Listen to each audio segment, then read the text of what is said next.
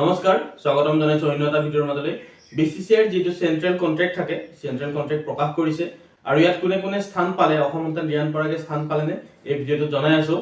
যেটো প্লেয়াৰ সকল ভাৰতীয় ক্ৰিকেটাৰ সকলক বিসিসিআই এনুৱেল কন্ট্ৰাক্ট হিচাপত কিনি লোৱা হয় ৰিটেনশন কৰে আৰু তাত গ্ৰেড থাকে grade A grade B grade C grade A plus এদৰে থাকে আৰু সেই অনুযায়ী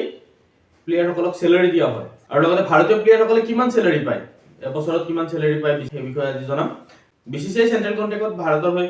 এ প্লাস গ্ৰেডত আছে ৰোহিত শৰ্মা জসপ্ৰীত বুমৰা বিৰাট কোহলি আৰু ৰবীন্দ্ৰ জাদেজা যেটো আগতেও এ প্লাস গ্ৰেডত আছিল ৰোহিত শৰ্মা ৰবীন্দ্ৰ জাদেজা জসপ্ৰীত বুমৰা আৰু এইবাৰো এ প্লাস গ্ৰেডতে আছে ৰোহিত শৰ্মা বিৰাট কোহলি জসপ্ৰীত বুমৰা আৰু ৰবীন্দ্ৰ জাদেজা আৰু এ প্লাস গ্ৰেডত পোৱা খেলুৱৈসকলে স্যালাৰি পায় 7 কোটি টকা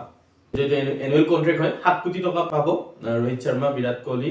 জসপ্ৰীত বুমৰা ৰবীন্দ্ৰ জাদেজা এ প্লাস গ্ৰেডত 4 জন প্লেয়াৰ আছে আৰু লগতে গ্ৰেড এ প্লেয়াৰতো 4 জন আছে কেএল ৰাহুল শুভমান গিল হাৰ্দিক পাণ্ডিয়া আৰু ঋষভ পন্ত 4 জনকৈ প্লেয়াৰ আছে আৰু গ্ৰেড এ থকা প্লেয়াৰ সকলে পাব 5 কোটি টকা যেটো বছৰীয়া এটো কন্ট্ৰাক্ট হয় 5 কোটি টকা ৰিটেনশন কৰিছে বিসিসিআই আৰু লগতে গ্ৰেড বি ত আছে সূৰ্য কুমাৰ যাদৱ কুলদীপ যাদৱ অক্ষৰ পটেল শ্ৰেয়স আয়াৰ আৰু যশস্বী জয়সৱাল যেটো শ্ৰেয়স আয়াৰ বিসিসিআই কন্ট্ৰাক্টত নাছিলে এই কামবেক কৰিছে শ্ৰেয়স আয়াৰে যেটো বিসিসিআইৰ মতে ডমেস্টিক মেচ খেলিব দিয়া হৈছিল শ্ৰেয়স আয়াৰক কিন্তু শ্ৰেয়স আয়াৰে খেলা নাছিল কিন্তু পিছত ডমেস্টিক মেচ খেলে আৰু এটা কামবেক কৰে বিসিসিআই সেন্ট্ৰাল কন্ট্ৰাক্টত আসলতে শ্ৰেয়স আয়াৰ গ্ৰেড বি নহয় গ্ৰেড এ ডিজাৰ্ভ কৰিছিল কাৰণ বহুত ভাল পাৰফৰম্যান্স আগবঢ়াইছে ওয়াৰ্ল্ড কাপতো আৰু ডমেস্টিক মেচতো ভাল পাৰফৰম্যান্স আগবঢ়াইছে এতিয়া আইপিএলতো ভাল পাৰফৰম্যান্স কন্টিনিউ কৰি আহি আছে কিন্তু যেন হোক যেহেতু শ্ৰেয়স আয়াৰ গ্ৰেড বি স্থান পালে আৰু গ্ৰেড বিৰ প্লেয়াৰ সকলে পাব 3 কোটি টকা যেটো এনুৱেল কন্ট্ৰাক্ট হয় গ্ৰেড বিৰ প্লেয়াৰ সকলে পাব 3 কোটি টকা আৰু লগতে গ্ৰেড সি ত 19 জনকৈ প্লেয়াৰ আছে ৰিংকু সিং তিলক বৰ্মা ঋতুৰাজ গায়কৱাড শিৱম দুবে ৰবি বিষ্ণোই ৱাশ্বিংটন সুন্দৰ মুকেশ কুমাৰ সঞ্জু সমসন অৰ্শদীপ প্ৰসিদ্ধ কৃষ্ণা ৰজত পটিদাৰ ধ্ৰুৱ জুৰেল আৰু সৰফৰাজ খানে চান্স পাইছে আৰু লগতে আছে নীতিশ কুমাৰ ৰেড্ডি এনকেআৰ যেটো আগৰ মেচ বিলাকতো ভাল খেলিছিল আৰু ঈশান কিষণ অভিষেক শৰ্মা আকাশদীপ বৰুণ চক্ৰৱৰ্তী আৰু শেষত আছে হৰ্ষিত ৰাণা যেহেতু 36 জনীয়া বিসিসিআই কন্ট্ৰাক্ট লিষ্ট প্ৰকাশ পাইছে কালি তো প্ৰায় বিলাকে প্লেয়াৰে চান্স পাইছে আৰু লগতে ঈশান কিষণেও কামবেক কৰিছে ঈশান কিষণো যেহেতু ডমেস্টিক মেচ খেলা নাছিল ঈশান কিষণ আৰু শ্ৰেয়স আয়াৰে কামবেক কৰিছে বাকি প্লেয়াৰ বিলাকে প্ৰায় বিলাকে চান্স পাইছে আৰু অসম সন্তান ৰিয়ান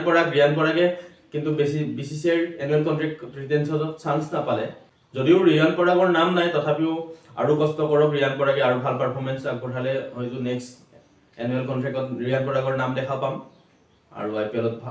যদি ভাল প্ৰদৰ্শন কৰে ৰিয়ান পৰাগ নিশ্চয়কৈ চান্স পাব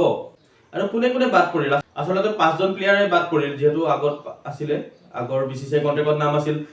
ৰবিচন্দ্ৰন অশ্বিন যেহেতু ৰিটায়াৰমেন্ট লল অশ্বিনৰ নামটো নথকাটো স্বাভাৱিক আৰু লগতে আবেশ খানে যদিও আইপিএলত ভাল পাৰফৰম্যান্স আগবঢ়াইছে কিন্তু এবাৰ ৰিটেনশনত নাম নাই আবেশ খানৰ লগতে উমৰান মালিক পেস বলাৰ উমৰান মালিকো নাই ইয়াস দয়ালো চান্স নাপালে আৰু জিতেশ শৰ্মা কেএস ভৰতে আৰু লগতে শাৰ্দুল ঠাকুৰে চান্স নাপালে আৰু আপোনালোকে কি ভাবে যে কাৰো কোনোবা ডিজাৰ্ভ কৰিছিল নেকি যে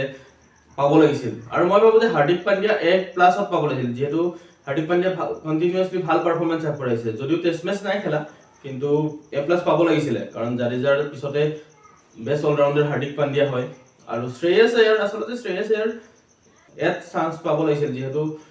কন্টিনিউ ভাল পারফরম্যান্স আগবঢ়াই আহিছে আপোনালোকে কি ভাবে যে কোনে কোনে চান্স পাব লাগিছিল যেনে ডিজার্ভ কৰিছিল কিন্তু নাই পোৱা